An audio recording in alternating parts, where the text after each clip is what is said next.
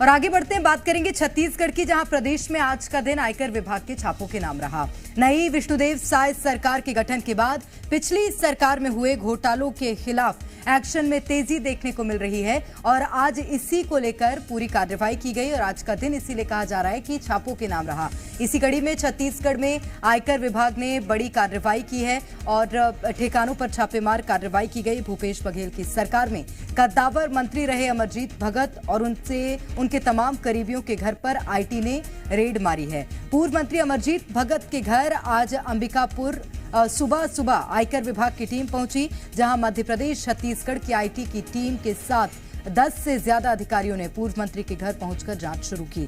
तो वहीं सरगुजा में उप निरीक्षक रूपेश नारंग के सरकारी घर पर आईटी की टीम ने तड़के सुबह छापा मारा। पूर्व मंत्री अमरजीत भगत के करीबी माने जाते हैं उप निरीक्षक रूपेश नारंग। उधर बलरामपुर में अमरजीत भगत के निज सहायता राजेश वर्मा के घर पर भी आयकर विभाग ने छापेमार कार्रवाई की है। वहीं करीब 6 बजे सुबह आयकर विभाग की टीम ने राजेश वर्मा के घर पहुंचकर कार्रवाई की है।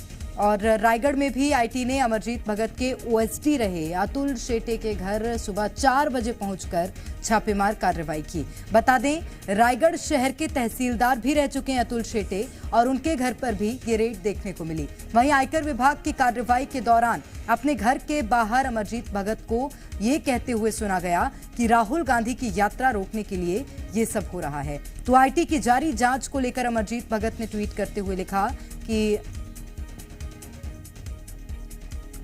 दौरा है, राहुल गांधी जी का दौरा है, उसमें संयोजक बनाए गए हैं, इसलिए भी उनका प्रोग्राम को फेल करने का है ना।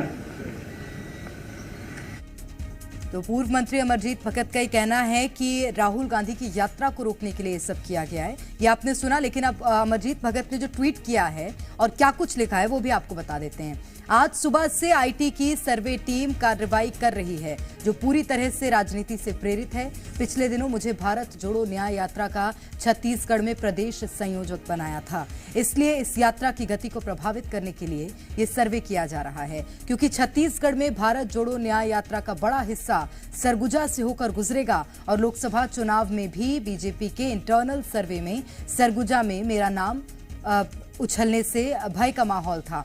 हम कांग्रेस के सिपाही हैं, हम इन कार्रवाई से डरने वाले नहीं हैं, बल्कि छत्तीसगढ़ में अब भारत जोड़ो न्याय यात्रा और मजबूत स्वरूप लेने वाली है। हम बाबा साहेब के संविधान को मानने वाले लोग इस जांच में पूरा सहयोग करेंगे। साथ ही कार्रवाई खत्म होने के बाद मैं अपना पक्ष आप सभी मीडिया बंधुओं के सामने भी रखूंगा।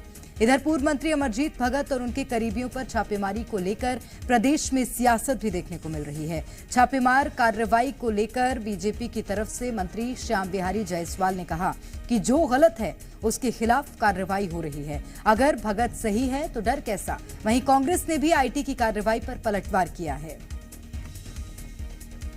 मूंछ मुड़ाने की बातचीत कहे थे, आज तक मूंछ नहीं मुड़ाए, तो कुछ भी उलूल जुलूल बोलते रहते हैं। भगत जी भी चुनाव हारने के बाद सबकी मनाही स्थिति ऐसी ही हो गई है। हमको तो पता ही नहीं, हम तो बाजू में रहते हैं कि लोकसभा लड़ने वाले हैं।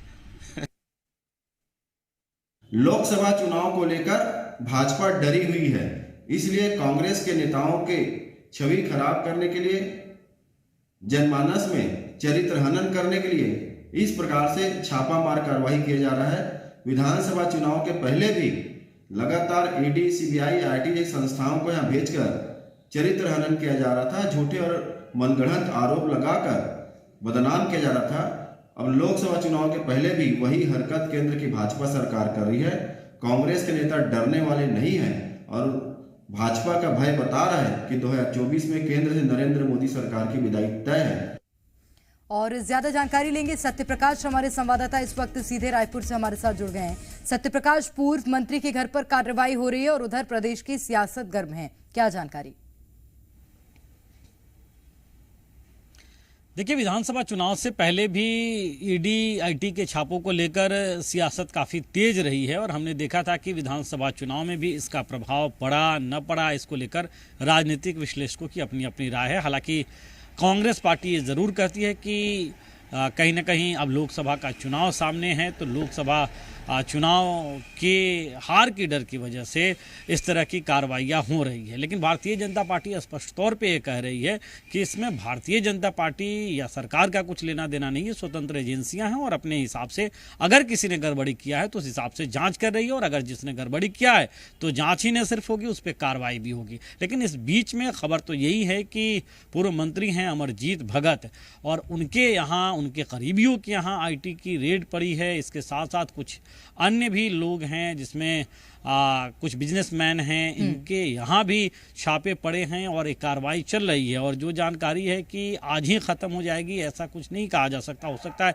अगले 1-2 दिनों तक ये कार्रवाई चले। हालांकि अमरजीत भगत जिस तरह से अपने बचाव में तर्क देते हुए नजर आए, उसको लेकर भी अब भारतीय जनता पार्टी की ओर से, या हम यूँ कहें सरकार के मंत्री हैं श्याम बिहारी जायसवाल, उनकी ओर से उन पे ही तंज कसा गया है, निशाना साधा गया है। तो कहीं ना कहीं रेड पड़ा और उसके बाद सियासी बयानबाजी का दौर भी काफ़ी तेज दिखाई दे रहा है।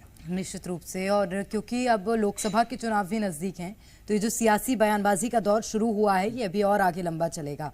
बहुत शुक्रिया सत्यप्रकाश आपका तमाम जानकारी के लिए।